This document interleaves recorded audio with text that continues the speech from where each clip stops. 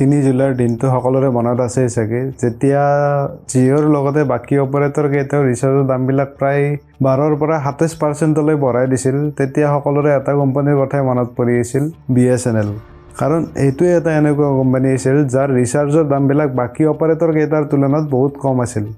কিন্তু বাকি কোম্পানী কেইটাই য'ত 4G আৰু 5G প্ৰভাইড কৰি আছে তাৰ তুলনাত Bsnl এতিয়াও সেই 3G সাৰ্ভিসেই প্ৰভাইড কৰি আছে ভাৰতত বৰ্তমান টেলিকম অপাৰেটৰ 4টা আছে আৰু য'ৰ Bsnl এটা অকল গভৰ্ণমেণ্ট কোম্পানী আছে আৰু গভৰ্ণমেণ্টৰ সাপোৰ্টত যেটো কোম্পানী আজি মাৰ্কেটত সকলোতকৈ টপত থাকিব লাগিছিল সেই কোম্পানীটোৰ আজি 10% হে মাৰ্কেট শ্বেয়াৰ আছে যদি মাৰ্কেট শ্বেয়াৰৰ কথা ক'ব যাওঁ সকলোতকৈ তলত Bsnl 10% VI 23% এয়াৰটেলৰ 30% আৰু জিঅ'ৰ 37%ৰ লগত মাৰ্কেটত লিড কৰি আছে যেটো কোম্পানীৰ এটা সময়ত 150 মিলিয়নৰো বেছি সাবস্ক্ৰাইবাৰ আছিল কিন্তু কি হ'ল এইটো কোম্পানীৰ লগত যাৰ কাৰণে 2008ৰ পৰাই এতিয়ালৈ Bsnl লছে ফেচ কৰি আছে Bsnlৰ আৰম্ভ ভাৰত চৰকাৰে দেশৰ চাৰিওফালে বিশেষকৈ ৰুৰেল এৰিয়াবিলাকত টেলিকম সাৰ্ভিস দিয়াৰ কাৰণে স্থাপন কৰিছিল কাৰণ প্ৰাইভেট কোম্পানীবিলাকৰ তেতিয়া মেইন টাৰ্গেট সিটি আৰু টাউনবিলাকে আছিল আৰম্ভণিৰ পৰা 2008 লৈকে Bsnl এবাৰো লছ ফেচ কৰা নাছিল কাৰণ গভৰ্ণমেণ্টে Bsnlক প্ৰফিট কৰিবৰ কাৰণে বনোৱাও নাছিল কিন্তু তাৰ পিছতো 2001 চনৰ পৰা 2008 চনলৈ Bsnl 44668 কোটি টকাৰ প্ৰফিট কৰিছিল কিন্তু টেলিকম সেক্টৰটোৰ ভিতৰত কিছুমান এনেকুৱা স্কেম চলি আছিল যাৰ বাবে Bsnlৰ লাহে লাহে ডাউনফল ষ্টাৰ্ট হৈছিল 2006 চনত CBI ইনকুৱাৰী কৰি গম পাইছিল যে দয়ানিধি মাৰণ সেই সময়ৰ টেলিকম মিনিষ্টাৰ যাৰ ভাইকৰ সান টিভি নেটৱৰ্ক ৰান কৰিবৰ কাৰণে 326টা Bsnlৰ হাই স্পীড লাইন নিজৰ ঘৰত লগাই লৈছিল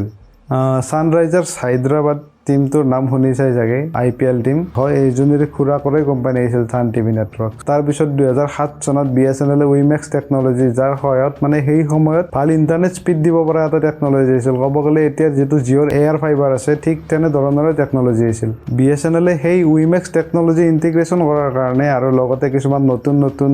চেঞ্জ আনাৰ কাৰণে প্ৰপ'জাল আনিছিল যাৰ ফলত মানে Bsnlৰ যেটো ইনফ্ৰাষ্ট্ৰাকচাৰ আছিল হেতু বহুত ষ্ট্ৰং হ'ল কিন্তু সেই সময়ৰ যেটো টেলিকম মিনিষ্টাৰ আছিল এই ৰাজাই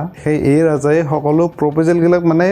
ৰিজেক্ট কৰি দিছিল আৰু সেই সময়ত যেতিয়া বাকি অপাৰেটৰ বিলাকে 3G আনিছিল তেতিয়া Bsnl বাকি কম্পিটিটৰৰ তুলনাত বহুত পিছ পৰি আছিল আৰু তাৰ কাৰণে Bsnlৰ যেটো সাবস্ক্ৰাইবাৰ বেজ আছিল হেতু লাহে লাহে কমি যায় আছিল Bsnl নেটৱৰ্ক ভাল কৰিবৰ কাৰণে 2009 চনত আকৌ এবাৰ সেই উইমেক্স ইন্টিগ্ৰেচনৰ কাৰণে টেন্ডাৰ উলিয়াইছিল কিন্তু তাৰ পাছত Bsnlৰ সকলো টেন্ডাৰ কেনসেল কৰি দিছিল কাৰণ Bsnlৰ ওপৰত এলিগেশন লাগিছিল যে তেতিয়াৰ যি ৰানিং গভৰ্ণমেণ্ট আছিল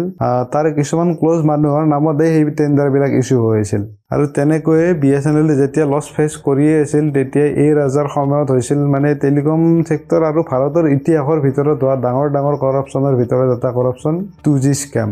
2008 চনত যেতিয়া এই ৰাজা টেলিকম মিনিষ্টাৰ আছিল তেতিয়া কিছুমান প্ৰাইভেট কোম্পানীক 2G স্পেক্ট্ৰাম লাইসেন্স বহুত কম দামত বিক্ৰী কৰি দিছিল যাৰ ফলত মানে কি হৈছিল গভৰ্ণমেণ্টৰ 1,76,000 কোটি টকাৰ লছ হৈছিল আৰু Bsnlৰ ষ্টক 6% তলত নামি গৈছিল Bsnlত যেতিয়া স্ক্যামৰ ওপৰত স্ক্যাম হৈয়ে আছিল আৰু ইফালে টাৱাৰ মেইনটেনেন্সৰ খৰচা এমপ্লয়ি স্যালাৰি এনেকুৱাকৈ মানে Bsnlৰ বহুত খৰচা বাঢ়ি গৈছিল আৰু ইনকামো নোহোৱা হৈছিল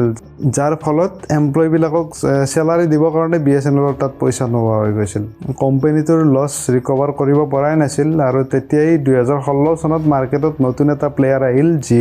জিঅ' যেতিয়া মাৰ্কেটত আহিছিল তেতিয়া মাৰ্কেটত টোটেল 8টা কোম্পানী আছিল এয়াৰটেল ভোডাফোন ৰিলায়েন্স এয়াৰসেল টাটা ডকোমো ইউনিয়নৰ আইডিয়া আৰু Bsnl কিন্তু Bsnl আহাৰ পিছত কিছুমানে মাৰ্কেটত কম্পিটিশন দিব নোৱাৰি এয়াৰটেল ভোডাফোন আইডিয়া আৰু Bsnlক বাদ দি বাকি যেকেইটা কোম্পানী আছিল এই গোটেইকেইটা বন্ধ হৈ গৈছিল আৰু ভোডাফোন আৰু আইডিয়া পিছত মাৰ্জ হৈছিল যাক আমি এতিয়া ভি বুলি জানো মুকেশ আম্বানী যেতিয়া 2016 চনত জিঅ' লঞ্চ কৰিছিল 4G অনলি সাৰ্ভিসৰ লগত তেতিয়া Bsnl 3G সাৰ্ভিসে ভালকে দিব পৰা নাছিল আৰু লগতে বাকি অপাৰেটৰ কেইটাৰ অৱস্থা বেয়া হৈ গৈছিল কাৰণ জিঅ'ই আহিয়ে ফ্ৰী ডাটা আৰু লো ডাটা ৰেট আগত য'ত 1GB ডাটাৰ দাম 250 টকা আছিল জিঅ' আহাৰ পিছত সেই ডাটা প্ৰথমতে ফ্ৰী কৰি দিছিল আৰু তাৰ পিছত বাকি মাৰ্কেটত যিবিলাক বাকি প্ৰাইভেট কোম্পানী আছিল সেইবিলাকে মানে ডাটাৰ দামটো কম কৰি দিব লগা হৈছিল আৰু ফ্ৰী দেখি যিবিলাক মানুহ মানুহে BSNLক সেকেন্ডাৰী সিম হিচাপে ইউজ কৰি আছিল সেইবিলাকেও মানে জিঅ'ত পোৰ্ট কৰি লৈছিল তাৰ পিছততো BSNLৰ অৱস্থা আৰু বেয়া হৈ গৈছিল 2016-17 চনত BSNLৰ 4800 কোটি টকা লছ হৈছিল আৰু তাৰ পিছত ফাইনেন্সিয়েল ইয়াৰ 2018-19ত এই লছ যাই 8000 কোটি টকা পাইছিল এতিয়া কথাটো হ'ল BSNLক চৰকাৰে সাপোৰ্ট কিয় কৰা নাই বা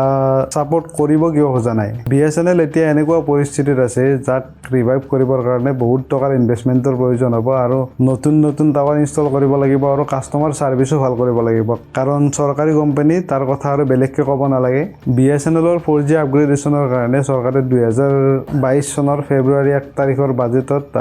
44720 কোটি টকা BSNLক দিছিল আৰু 3300 কোটি টকা ভলেন্টাৰী ৰিটায়াৰমেন্ট স্কিমৰ কাৰণে দিছিল আৰু বৰ্তমান TCSৰ লগত 15000 কোটি টকাৰ ডিল কৰিছে অকল BSNLৰ 4G সাৰ্ভিসটো ভাল কৰিবৰ কাৰণে আৰু বহুত এৰিয়াতো 4G দিয়ে দিছে আমাৰ ইয়াতো BSNLৰ 4G সাৰ্ভিস আহি গ'ল আৰু গভৰ্ণমেণ্টে কৈছে যে 2025 মানলৈকে